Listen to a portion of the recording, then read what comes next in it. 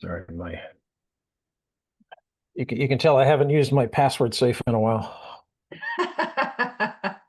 You know what's bad when, you know, I have to resort to a trick to store my password for my password safe. And Written on a sheet of paper next to your desk. not it's worse than that. I have a clipboard application which pops up. And but you have to know that I'm using that clipboard application and where it sits in the list of what the password is that I do that. So Careful, now we're going to be recorded and put up onto, that's I think right. this meeting goes up onto YouTube. So I There just we go. bought, I just bought a YubiKey to try it out. I have a bunch of those. Oh yeah. I've been using them for a while. Where yeah, here we go. So buy them in bunches. You need a primary, secondary, and something to lock up in a safe somewhere. You don't just buy one. Yeah. Yeah. Um, so I just have one right now for testing, but I'm gonna now I bought it because I wanted to start managing passkeys. Hmm. So and so speaking of bite-sized trust, then I have been kicking around an idea of doing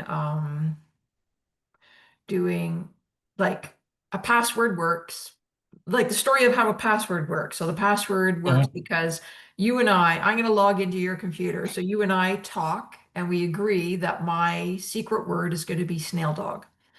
So then you record snail dog on a ledger inside your system, or hopefully you're recording the hash of snail Ash. dog. But they don't always do that even. So, No and kidding. then when I want to log in, I have to yell across the internet. My secret word is snail dog, where anyone can listen in the middle and stuff like that, or overhear it. Mhm. It goes to you, and then you check your ledger, snail dog. Yep, that's a super secret word for Carly. And then I get to log in. I wanted to tell that story and then contrast it to passkeys, where we have private public keys. And as far as I understand for FIDO, if I'm using a passkey, then you still have your super secret ledger on your system, but in your Mhm. system you put my public key. Yeah, so you basically and the contrast is if you're doing a password, you establish a keyword and you use it repeatedly. In the case of a passkey, you use it to create you do a one-time instance of interacting to build the passkey. And so, yeah, someone could isolate that event because you're still yakking across the internet. Or if they have an app, you do all that stuff on an app on your machine and then exchange that encrypted piece with a repository. I don't know if that's what they do or not, but that just jumps off Yeah, the page that of me how you most get of around them. that problem of doing it all publicly. And then Yeah. you're using something that can be upgraded and changed in terms of the exchange mechanism and managing that, which can all be handled, you know, uh, Well, much more. I guess DIDs were for this use case because you have my public key. So Mhm. if I become compromised and want to update my public key, I still have to log anyone who has my private key can pretend to be me Mhm. and log in and then update the public key and then walk away with that new pass key. Yeah, and Yeah.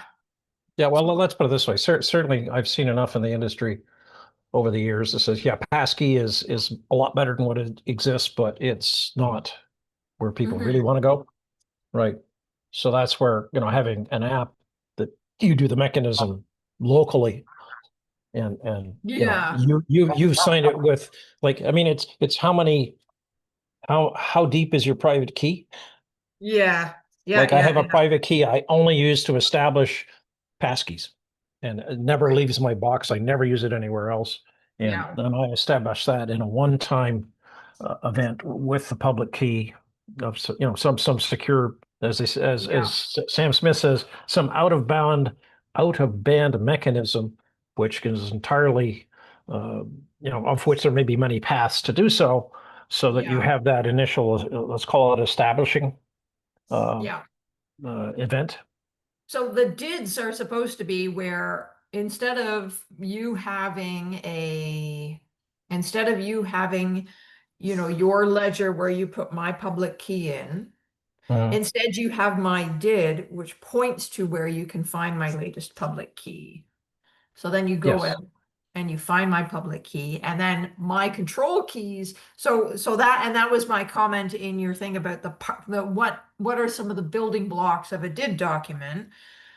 Because this is what I got uh kind of not stuck on, but there are controller keys, which are supposed to only be used to update the DID document, but they also are used to be on authentication. So I can have my controller keys, which I use, Yeah. yeah, which I use to update my DID document, where I say the authentication mechanism for Neil Thomas's super duper web server. I'm using this public key.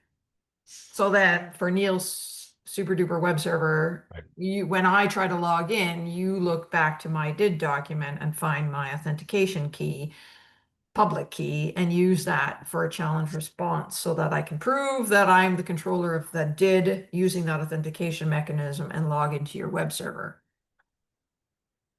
And Yeah, then, it keeps. In fact, I was having this argument with ChatGPT on what the hell was it? It was on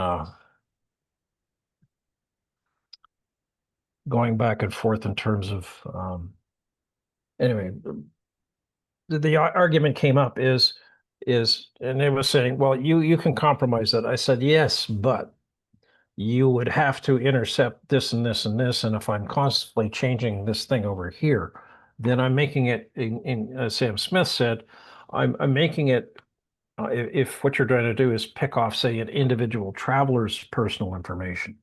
Um, mhm, in fact, one of the things that going to travel profiles is sitting strictly on someone's wallet is you've taken away the incentive for hackers saying, I can get thousands of people's information with one hack.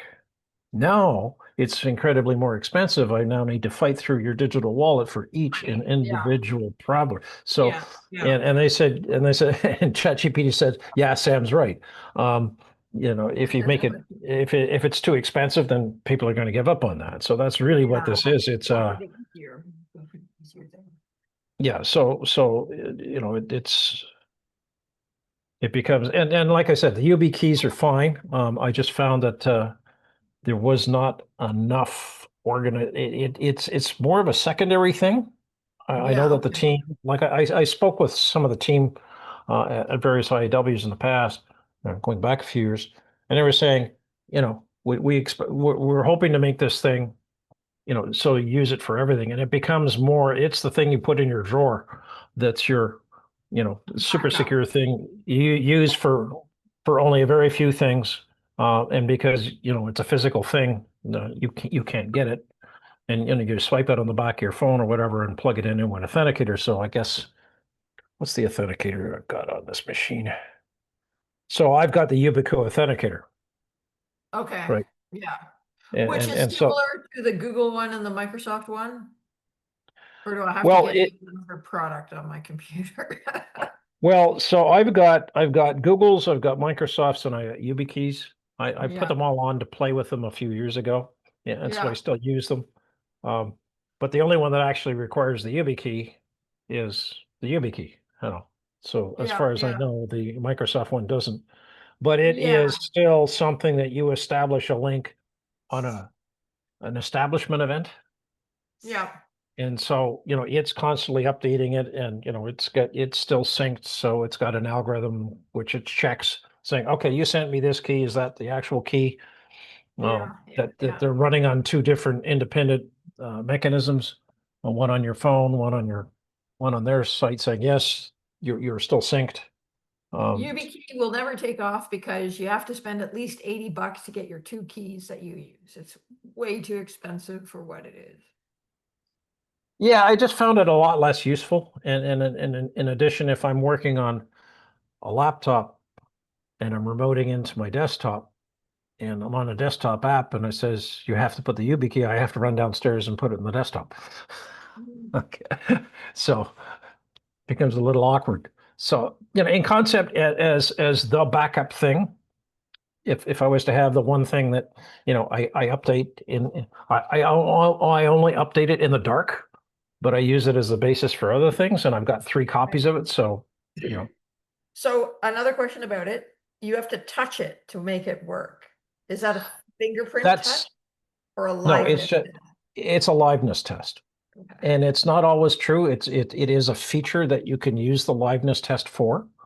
Yeah. Um, but it's only like one They or two should of write the. that. Mhm. I look all over their freaking webpage to try and I figure know. out. Okay. Yeah, so that was one of the main complaints I had when I got it. Says, where does it tell me how to do this or why to do that? And it was, yeah, it was designed by geeks for other geeks. Yeah. Too many geeks write their documentation explaining it to their twin brother. Which You is know, not what Bite Size Trust is doing. So I know you had some feedback on the thing. Did you have any specific script or slide changes? Because otherwise, I'm not going to do it because it's a lot of work to change. no, no, I think it was more by, what was it? It's like those things you and I know that someone Yeah, else may, because like yeah, what's a did doc? It's, I mean, that's like I said, I yeah. saw a presentation 2 weeks ago done at the hospitality and travel special interest group where someone's like, and we're logging all these transactions in the did doc. And I'm going, are you nuts? What are you doing? What? They're Yeah, putting they're it on. logging transaction stuff. Now that was not necessarily the technical person saying it. So maybe They're what it not. is They just is like anchor to the did doc and store it somewhere else in some kind of personal data store. well, the way I suspect that is true, but the fact that they even talk about it in that regard, it's like that's an operational piece. Why are you tying that to a did? That Yeah, doesn't make any sense, yeah, right? yeah. I mean, I actually that is one of the things that I see in terms of privacy and all sorts of other things. Having transaction logs is going to be prove you're a legitimate player. Okay, we want to have a look and audit your transaction logs to see that what you're doing is what you say you're doing, right? So Neil, question then. Because I was, you and I came to the same idea that, so if I have an identifier for something that's static, a content identifier is fantastic. But when I Mhm. have an identifier for something that's changing, Mhm. if it's changing, first of all, I need to have some kind of ledger that goes version 1, version 2, version 3. And number Yeah. two, that that identity depends on only one authority. I can't release the next Windows version. Only Microsoft can release the next Windows version. So something that's versioned has two Mhm. parts. It's got a ledger part and it's got an authority part. And that's where the did comes in because the did is the authority for the changing. But so it might make sense that all the transactions are logged in not a did in something like a did document because then you have the authority for making the changes in the list of changes. But actually, we're conflating two ideas or mixing up two things that should be separate. The signatures and the updating of the authoritative signatures is a function that should be separate and only exclusive to the did document and some kind of personal data store, which is right beside it, which has all the transactions which are signed by that did document. So you would get the personal, so those two things are tightly tied together, but separate Mhm. functionalities that should be maintained separately. Yeah, if certainly that was exactly what Sam was talking about when he talked about using ACDCs as their ledgers, right? So there was definitely that separation. So you need the keylog changes to say, okay, here's here I've got transactions while it was this public key, and then the keys got rotated and the keys rotated. So I need a lookup table for my transactions to say, okay, to unlock and verify these records, or maybe even to see some of these records that's in the transaction log, I need the public key that was true at the time. Right. Right. So just the mental model is I've got lists that are secured in different ways. So having a log of key rotations is, I'm pretty sure, is in terms of carry, that is part and parcel. That's key part of the witness structure and everything else. Oh, Is yeah. is that is that I need that's part of the stuff that's locked in and strictly to for the management of whatever. Right. All right, and then there's different grades of information that are tied to those public keys. So and transaction Yeah. logs is going to be raw information, and I mean, if you're looking at something like an aircraft and you want to use that mechanism for that, then the root key that started the whole thing off has got to be put in a vault somewhere, Yeah. Yeah. Yeah. right? So well, I guess, and even then your signed transaction log wouldn't actually be the transactions necessarily in a single thing, because they would just be the digests of each transaction so that you can have it as a verifiable chain and then pointing out to each Yeah. transaction. So certainly, I mean, you want to have the anchor. That's the key, pardon the pun, to understanding the sequence to go to verify stuff. But certainly the transaction log, yeah, it's going to do hashing and whatever else to see that the And thing is is that which, the ACDC? yeah. Because I thought the ACDC was more specific to verifiable credentials, or were verifiable credentials is a W3C term. What are we supposed to be using instead? Verified data? Well, okay, Verified so behavior? I've got I've got a one pager that says here's all kinds of verifiable data, and I think you've Yeah. probably seen that, right? And Yeah, it's I've seen saying, that. okay, I have a signed message. Boom, we're done. Then you walk down into verifiable credentials. Then you've got verifiable um, entitlements, right? Then you've got verifiable access controls. An Mhm. access pass is a different thing because you know you have a verifiable entitlement, meaning I got a ticket. I got a ticket to get on a plane. Well, that has to be turned into a boarding pass. So now that is now an access credential, right? So Yep. now it's like I have an actual right. I have to present an access credential as opposed to my ticket to get on the plane, right? So certainly, there was things that have to be in the control mechanism for the ACDC, but an ACDC is just it's a thread of events Right. that can be With the used for any options of having purposes. witnesses of different events and so on. That's right. And how deep you want to do that, because what's his name over in Human Colossus, Mr. McWicky, Yeah. he has got there's a very light version of that, which is, Microledger. a linked chain or what. I can't remember what the name of the darn thing is, but No, it's it's a a lightweight microledger.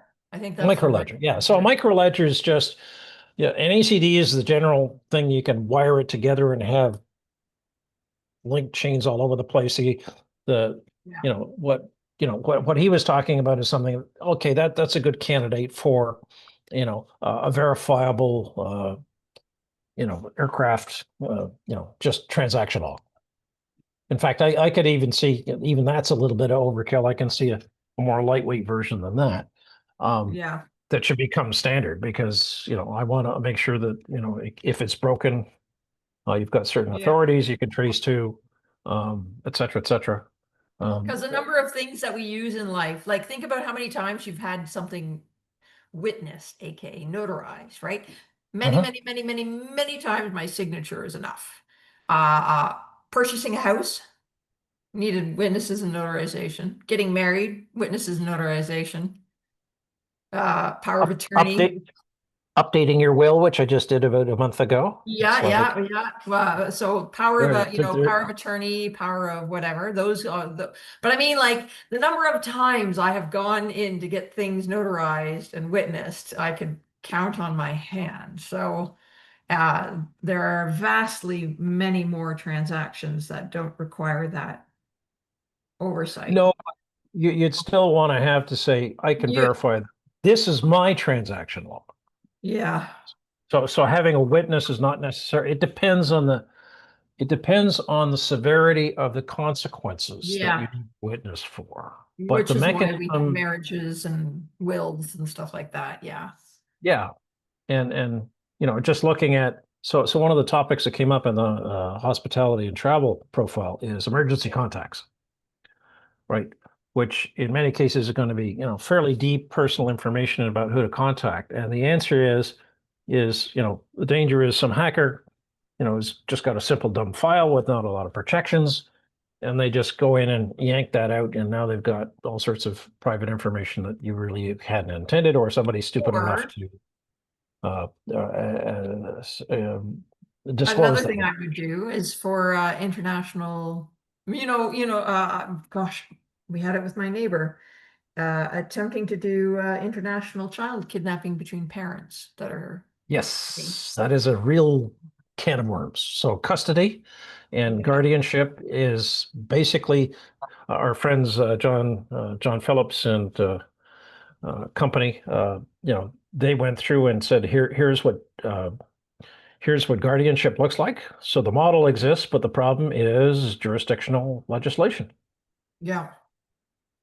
Okay. And then the other thing that just just as we're having nice broad-ranging conversations about different topics is so Jim Sinclair talked about the credential engine, I think it's called. Anyway, what it's doing is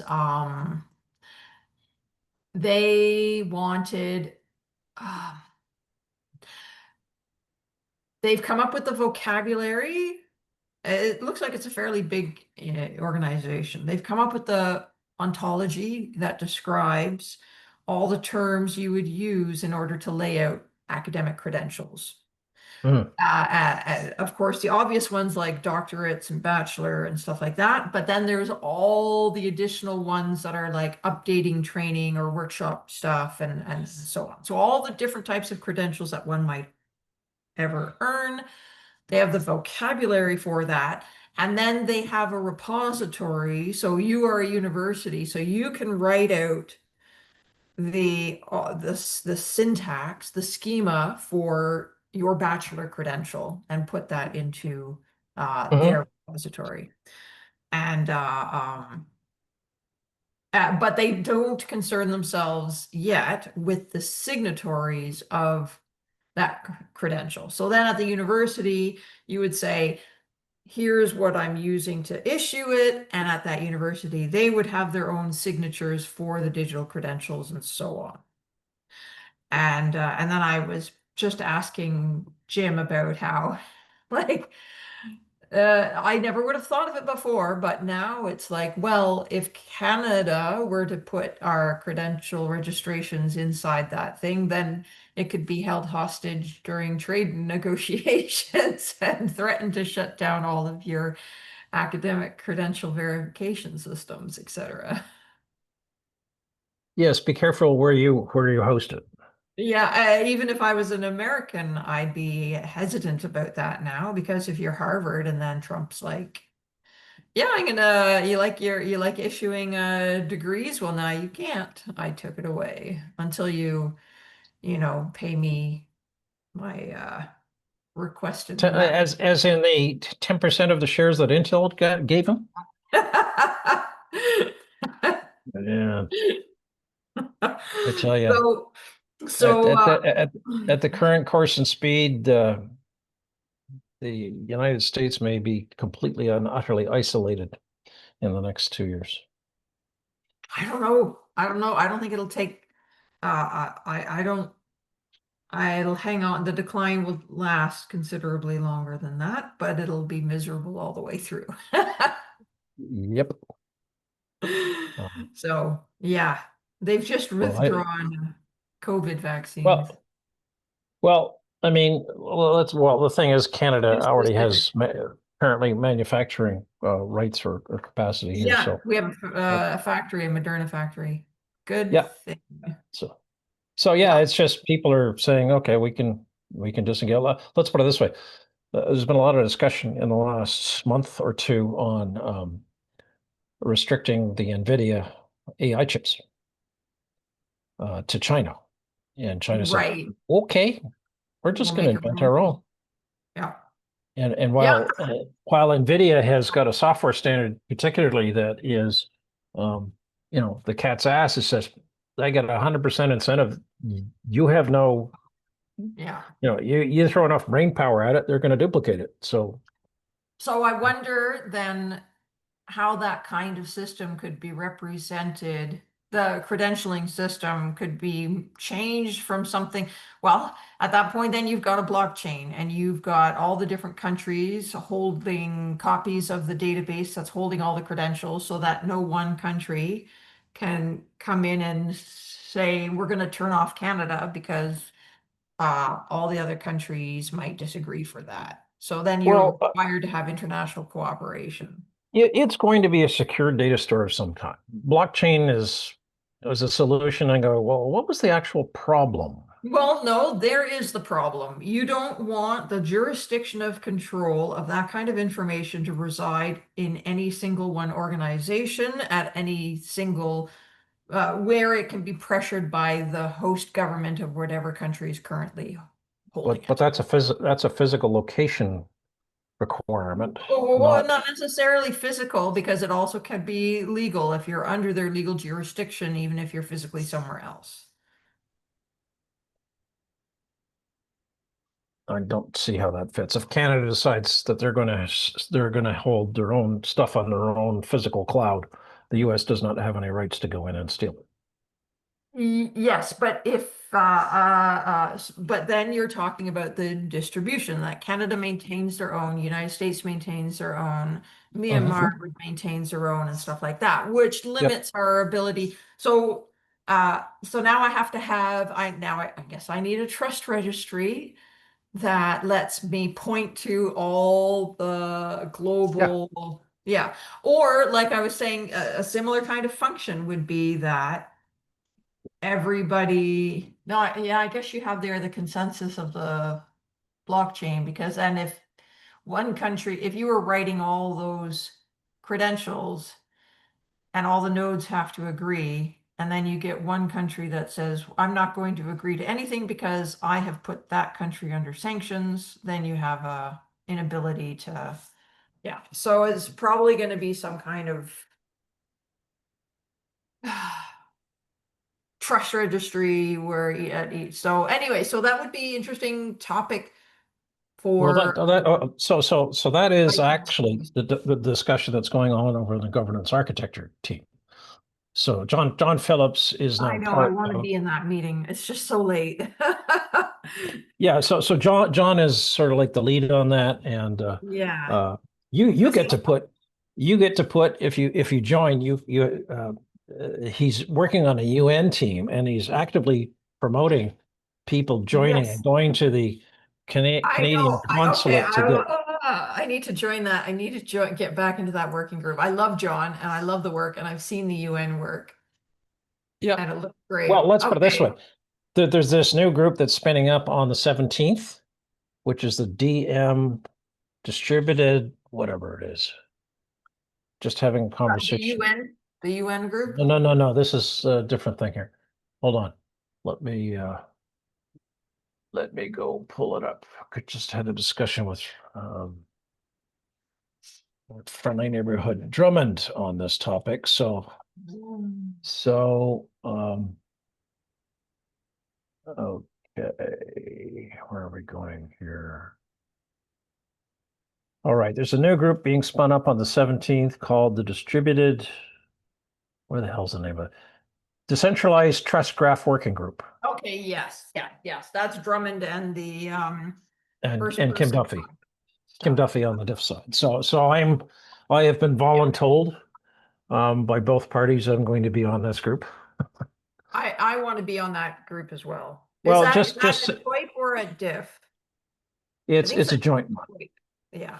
It's a joint project. So just ping Drummond. Now Drummond has left Jen, so you need his Gmail address. Yeah. No, I got that. Yeah. Okay, so just say add me in. So that like at this point, it's just been Not on the percolating up. calendar. It's not on Not the. yet. Not yet. They're gonna do it in the same time slot as a trust as the trust registry thing. It's gonna be 11 to 12 on the 17th. That's the trust banning protocol. Yeah. So it's gonna overlap that one. So he's just gonna kill that to do that. So Right. that's when Okay. they haven't sent the details out, but I'm sure you'll get some notification. It's just it came up I think last week or something or the week before. So um Okay. and the So, funny thing is, from the travel profile standpoint, it's like we care a lot about is the travel service provider someone I can trust as a traveler? But the actual travel profile, it's like it's a self-signed document. It's like, yeah, there's, it's right. Yeah, yeah. but I got a very good thing I'm going to write up from Doug Doug Rice, who's my co-chair on the hospitality and travel DIF working group, is why hospitality and travel is so desperate for SSI because the trust relationships are just a disaster in the hospitality and travel industry. As Okay, he pointed out, you've got a hotel. You may have 5 or 6 different legal entities. You've got the owner of the property, the physical property. You got the owner of the building. You've got the operator of the building. And, which one do I talk to actually make a reservation? And do they have, what's their trustworthiness in terms of it? It's just like in some cases, Oh, they may not actually be a legal, an operator may not even be a registered business in the country they're in. wow. Okay, so coming back to taking all of our discussions or in the context of these different ideas, what next scripts? I think I have gone, okay. The ongoing but not yet published scripts, I'm going to start publishing the Yeah. video in September. And I've gone through with specific members of the steering committee as well, Mm. in order to check the script. So I'm going to do that. Then the next videos to work on. I had started a script about DIDCOM, which Well, you could possibly let's put it this way. If you're looking at secure communication mechanisms, basically trust spanning protocol is the child of DIDCOM. right. Right. But I need to know why I would use DIDCOM in the first place or trust panic. Like, what is the problem that they are solving? Like I said, ChatGPT could probably write that up in about 2 seconds because there's a Yeah, wealth of so information out there. I talked with Well, the my AI. I understanding, talked with what's his Wenjing. I talked with Wenjing, and then I got a bunch of points from his, and then I um used his points and ChatGPT to help write for me a short script for DIDCOM.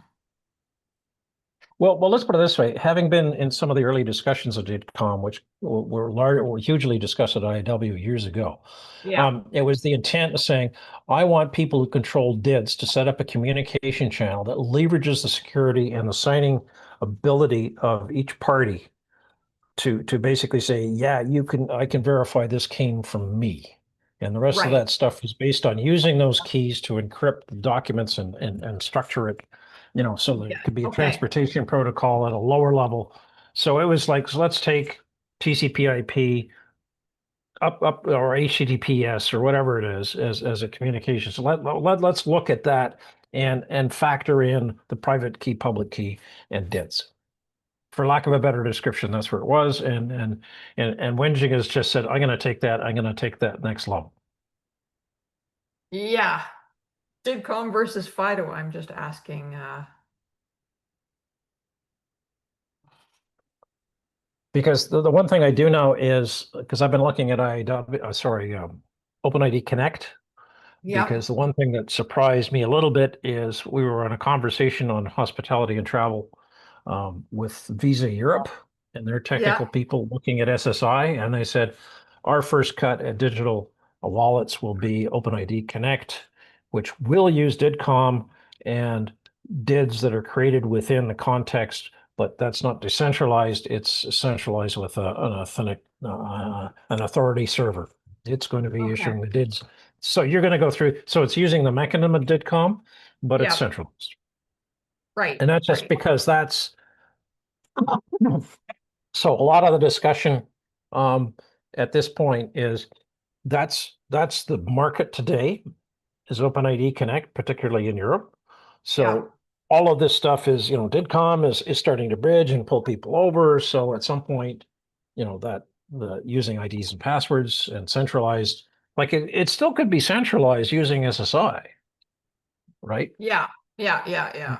And, Yeah, I and mean, then the decentralization, I mean, we get into these discussions all the time, but really it's like it's not to be decentralized, it's to be solving these particular problems, which are often solved by being decentralized. But what are the problems you're solving? Because it doesn't necessarily yeah. benefit by So, having it be so decentralized. certainly, if I had to look at the trends of what's going on, is governments are, I want a single identifier, right? And Yeah. it's okay, that's nice, but I want to be able to, once I've established that, and I use that within a VC, I want to use my own identifiers. I want to spin up my own DIDs for individual, like pairwise communication, et cetera, et cetera. I don't want to be stuck using a government identifier everywhere because that's a tracking magnet, Yeah. right? Yeah. Yeah. So, Yeah. so in other words, I'm going to use that mechanism as I, I don't want to repeat it at this point, but that's just it. It's there is a role, and the government's going to insist on that, but I notice Bhutan doesn't even do that. So the individual agencies, form their own, that they use the central identifier, but the different departments saying, okay, we've established that in our initial conversation, but after that, we're going to use pairwise DIDs. So, that Bhutan is very quietly poked a large hole in the balloon of, oh, we got to keep using this, your SIN number forever, Yeah. right? Yeah, yeah, yeah. Okay. Okay, so scripts. I could do a DIDCOM one. I was thinking of writing a password versus password authentication versus key signing authentication, because how does that is not similar to SSH? SSH isn't. Oh, sorry. You've got your SSH, you've got a key ring on your computer, and when you're logging in, usually for SSH, in order to sign into a server, you're usually using keys instead.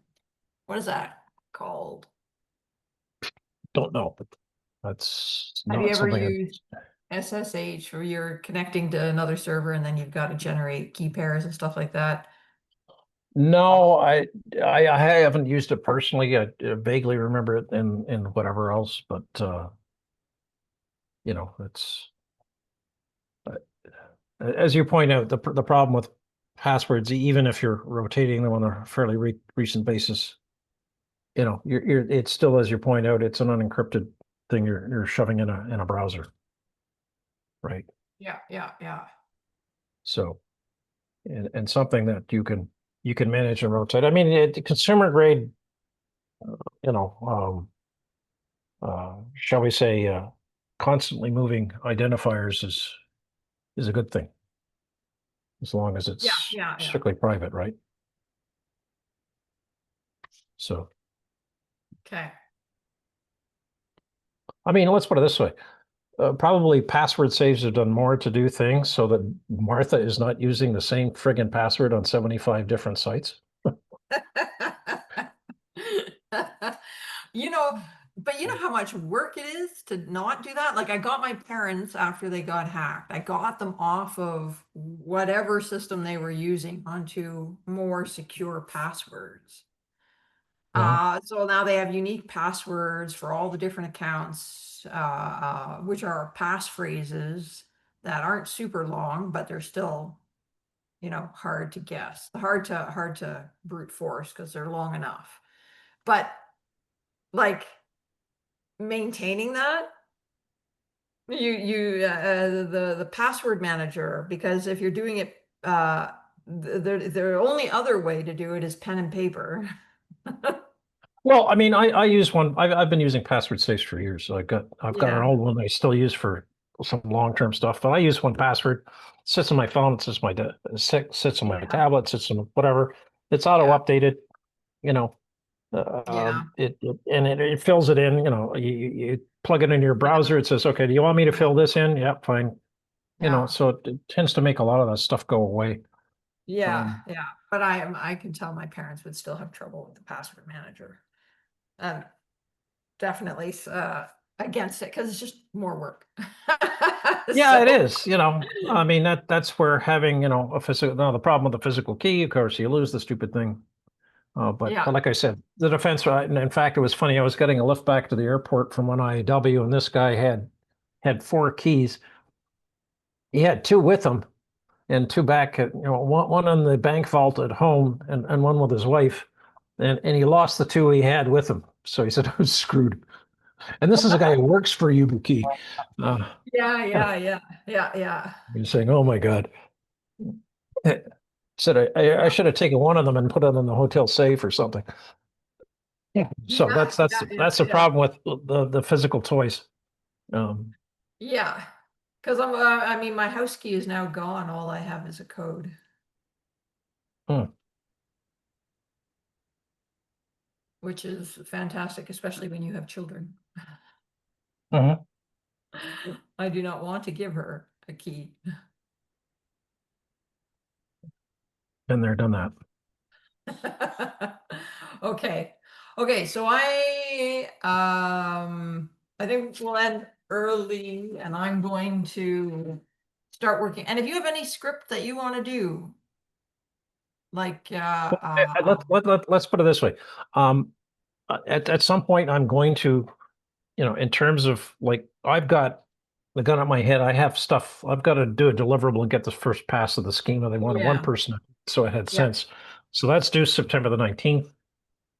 What's going to follow on that is going to be descriptions of, okay, this is a personal profile, because one of the key things I can say without, this is the first concerted effort at looking at the kind of personal profile that is synonymous with personalization for you as a consumer. yeah, And right now, the fight is between uh, looking at the travel industry, their uh, their monetization of people is by them owning your personal data.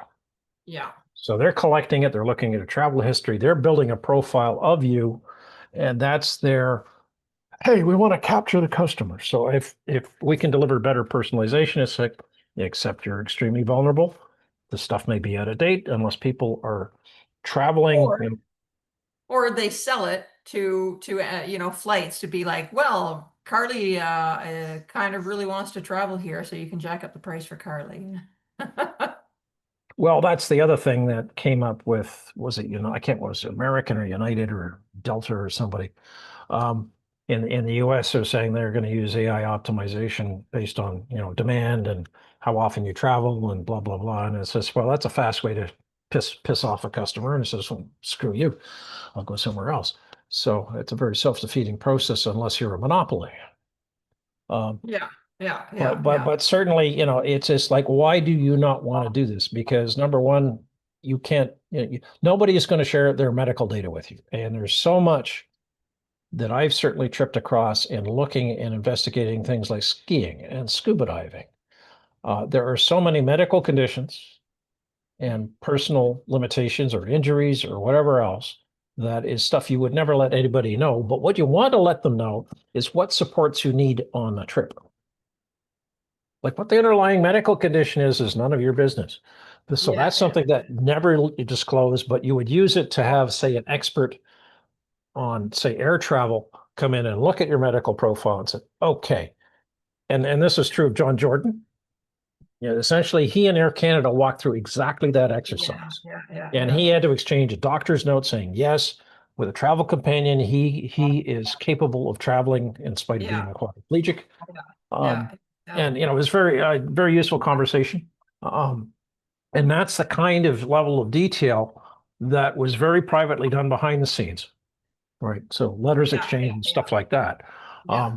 So that you come in your profile and you say, I need the following supports so I've completely, they call it a fitness for travel. So there's a formal form in the airline industry saying, if you've got certain medical conditions, you need to have a doctor fill in this fitness for travel. And it's not Yeah. necessarily consistent, but it's exactly that kind of thing. So that information, but the airline really doesn't need to know that.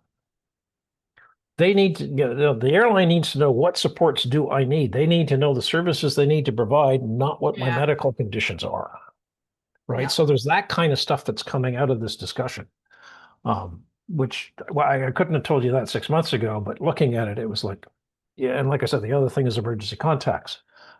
The answer is I don't want to disclose that, but I want to give a travel service the right to come and ask my agent as a designated travel service saying, hey, I need you to get in touch with this person's emergency contact. And whether it's your agent or some delegated agent, you need something Yeah. that's a front end thing. I'm not giving you Francine's phone number, who happens to be my Yeah. cousin's whatever dependency. I'm not going to give you that, but you can come in and say, I need an emergency contact. Here's the rationale. Okay, I will contact that person and connect them. Right. Yeah. Okay. So you don't disclose the emergency contact information, but it needs to be in the profile for let's call it your personal secured agent to know Yeah. about. Yeah. All right. So that was like, it's like, how do we work? Someone brought up, you can't disclose that stuff. I'm going, so how do we solve it? Oh, if we're presuming upon a human, it's like something you'd hand to a travel agent and make them the primary contact, Yeah. Yeah. right? Okay. So Okay. So it, if you it's come in up with going.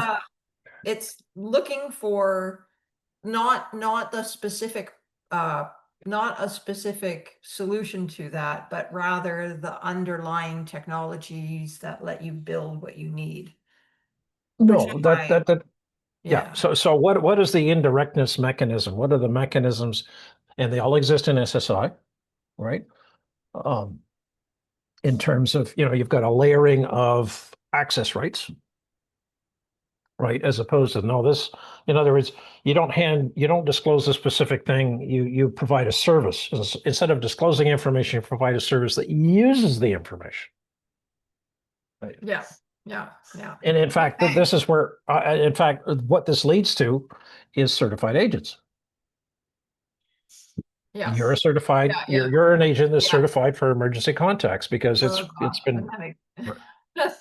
There's another cool can of worms. Okay. On that note, then agents would be a good point to work towards with bite-sized trust. So thanks very much, Neil, for the conversation. Really good. Bon appetit. I'm going for lunch now. Yeah, well, I'm going out to buy some red wine to go with some cheese, very exotic blue and other cheeses I got for my birthday. So there you go. Very nice. Happy birthday. Cheese on the birthday is always good. Yeah, well, it happens when you get to an incredibly old age. Oh, I'm not telling. Thanks. Bye. Chat soon.